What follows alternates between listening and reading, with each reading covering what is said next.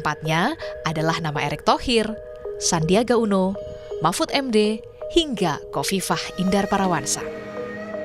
Kode Mahfud jadi pendamping Ganjar Pranowo sebenarnya sudah cukup lama terlihat di depan publik. Puncaknya saat Mahfud dan Ganjar mengunggah foto ngopi bersama dengan teman lama. Dan juga soan ke rumah sang Ketua Umum PDIP Megawati Soekarno Putri sehari jelang pengumuman. Tim Liputan, Kompas TV.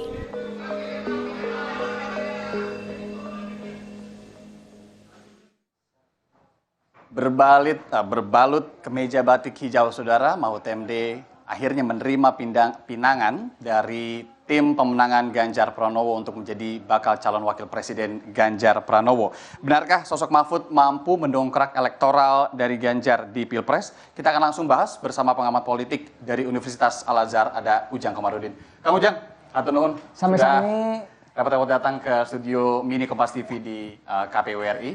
Kang Ujang, bagaimana melihat sosok Mahfud MD sebagai pasangan Ganjar? Apa kira-kira kriteria utama yang kemudian diputuskan oleh para partai pendukung gitu ya, akhirnya memilih Mahfud? Pertama, Pak Mahfud itu populer. Semua rakyat Indonesia tahu dan persis paham ya siapa sosok figur Pak Mahfud. Ya. Yang tegas, apa adanya gitu ya, selalu mengungkit kasus-kasus besar ya di Indonesia. Itu kan menjadi sebuah kelebihan dari Pak Mahfud MD. Di saat pejabat lain tidak mampu membuka kasus, Pak Mahfud MD punya kelebihan itu. Artinya Pak Mahfud dianggap sosok tadi populer yang juga punya integritas. Ya. Kedua, yang ketiga punya kapabilitas.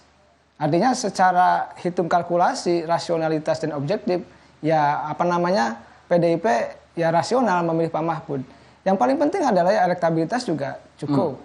Dan yang paling penting lagi ya dalam konteks itu semua adalah irisan daripada misalkan Pak Mahfud MD tadi berbatik hijau, itu irisan dengan kalangan pemilih terbesar di Republik ini, yaitu kalangan grassroots dari kalangan Nahdliyin. Itu pun ada artinya ya, Kang. Kenapa kemudian tadi kita lihat Pak Mahfud menggunakan batik hijau yang kemudian mayoritas warnanya hijau, kemudian ada corak-corak sedikit gitu ya. Nah, tadi Kang Ujang sudah menyebutkan secara kapabilitas pekerjaan, kemudian juga popularitas, elektabilitas juga kemudian dikenal oleh masyarakat Indonesia.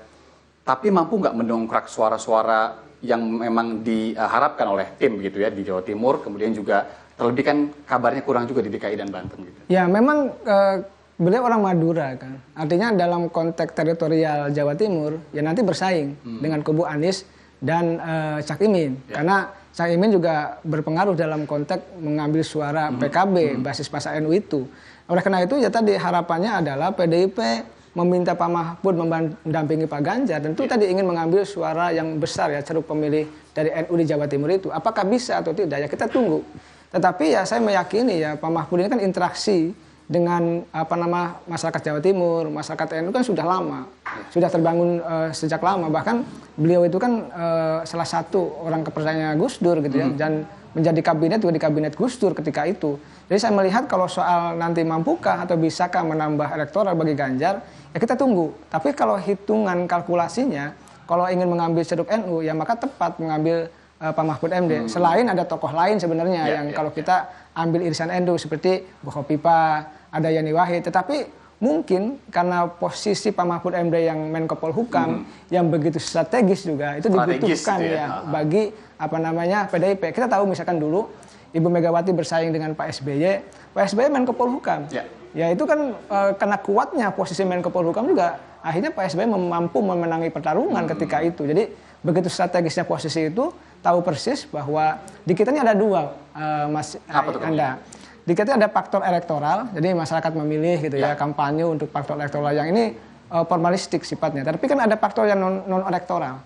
Nah, non-elektoral ini kan permainan belakang layar gitu. Menggunakan instrumen-instrumen, mohon maaf, penegak hukum untuk bermain di politik kan ini. Nah, Polhukam paling tidak kan menetralisir. Seandainya misalkan ada kecurangan dari pihak lain, menggunakan instrumen ya, misalkan kekuasaan untuk memenangkan pemilu, kan ada yang penetralisir di situ. Ini kalau udah ngomongin di balik panggung ini menarik karena apa yang kita tahu dan apa yang kita lihat selama ini kan di layar juga adalah politik depan panggung lah, atau panggung depan lah gitu ya. Kita akan lanjutkan perbincangan ini Kang Ujang, terutama membahas ini siapa yang kira-kira cocok mendampingi Prabowo kalau udah melihat katanya saat ini. Tetap di Rumah Pemilu Kompas TV, saudara.